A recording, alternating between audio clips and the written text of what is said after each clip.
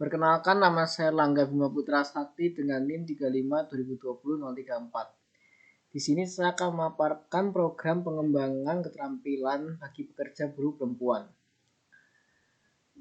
Pada saat ini banyak sekali perempuan yang bekerja sebagai buruh. Mereka bekerja demi melangsungkan kehidupan mereka dan menafkahi keluarga mereka sendiri.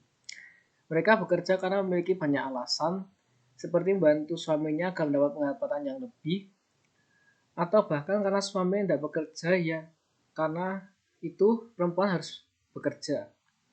Banyak sekali pilihan bekerja yang dapat dipilih untuk perempuan, tapi karena mungkin keterbatasan tingkat pendidikan, tingkat keterampilan, para perempuan hanya memiliki sedikit sekali lapangan pekerjaan yang dapat dipilih. Oleh karena itu, buruh adalah opsi yang paling mudah.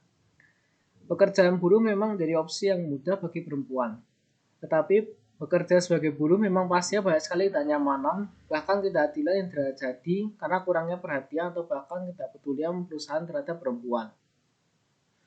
Para perempuan banyak yang mendapat upah yang tidak layak, bahkan fasilitas pun juga mereka tidak mendapatkan secara layak. Selain itu, banyak dari buruh perempuan yang mengalami keguguran karena pihak perempuan yang tidak dapat memberi cuti kehamilan. Para buruh perempuan kerap kali mendapat beban kerja yang sangat berat, tetapi sedikit sekali perhatian dari perusahaan. Dalam melihat kasus yang terjadi pada buruh perempuan ini, kita dapat melihat dalam ilmu atau pandangan pada feminisme sosialis. Sebelum itu, kita dapat mengetahui apa itu feminisme sosialis itu sendiri. Feminisme sosialis bangkit pada tahun 1960-an dan 1970-an. Sebagai cabang dari gerakan feminisme dari kiri baru yang berfokus pada saling keterkaitan antara patriarki dan kapitalisme. Feminisme sosialis berpendapat bahwa kebebasan hanya dapat dicapai dengan mengakhiri sumber ekonomi dan budaya dari penindasan perempuan. Feminisme sosialis merupakan teori dua cabang yang meluaskan argumen feminisme Marxis atas peran post-kapitalisme dalam penindasan perempuan dan teori feminisme radikal atas peran gender dan patriarki. Perempuan dalam sistem kapitalis hanya dilihat sebagai orang kedua dan laki-laki menjadi orang pertama. Perempuan hanyalah sebagai kaum di bawah laki-laki dalam sistem pekerjaan seperti yang kapitalisme yakini. Hal ini tentunya juga merupakan akibat dari sistem patriarki yang telah lama terjadi. Laki-laki akan terus mendominasi perempuan, seperti pada kasus perempuan yang dijelaskan sebelumnya. Karena adanya sistem kapitalisme dan patriarki, perempuan tidak dapat dihormati, bahkan tidak dipedulikan sekalipun itu membahayakan buruh perempuan itu sendiri.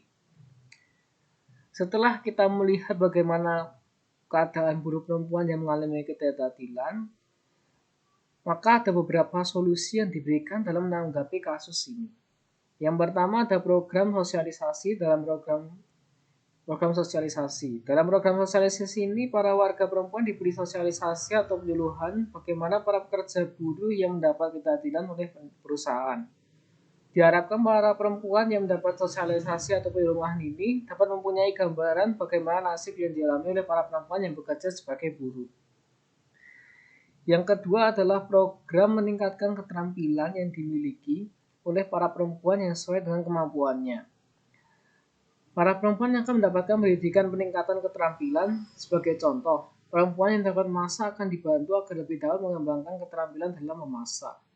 Dan sebagai contoh lain, seperti perempuan yang memiliki kreativitas tinggi, mereka akan diberi pengarahan agar dapat lebih mengembangkan keterampilan tersebut juga, agar dapat membuat sebuah karya dan akhirnya dapat dijual dan memberikan sebuah peluang pekerjaan sendiri. Dapat diambil kesimpulan bahwa menjadi buruh memang bisa dikatakan sebagai alternatif bagi perempuan.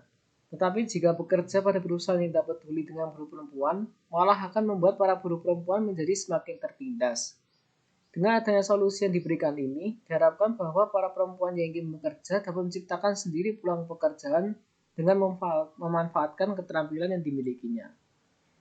Sekian pemaparan yang dapat saya sampaikan. Mohon maaf jika ada kesalahan kata.